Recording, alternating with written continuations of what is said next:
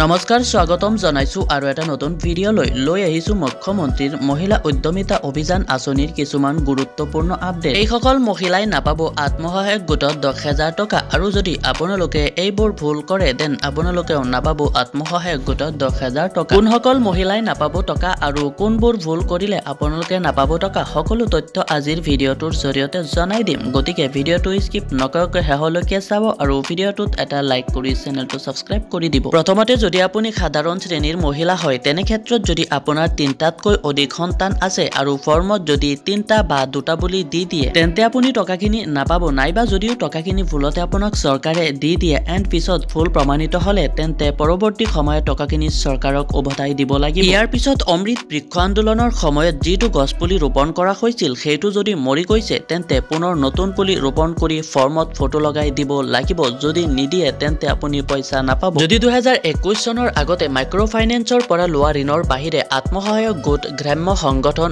মণ্ডল পৰ্যায়ৰ সংগঠন, বেংক বা আন কোনো বিত্তীয় প্ৰতিষ্ঠানৰ পৰা লোৱা ঋণ পৰিশোধ কৰা হোৱা নাই তেন্তে আপুনি নাপাব চৰকাৰী 10,000 টকা। শেষত যদি আপোনাৰ 3 বছৰ বয়সৰ পৰা 14 বছৰ বয়সৰ কোনো কন্যা সন্তান আছে এণ্ড তেওঁলোকক বিদ্যালয়ত নামভৰ্তি কৰা হোৱা নাই তেন্তে আপুনি লাভ নকৰে পইচা।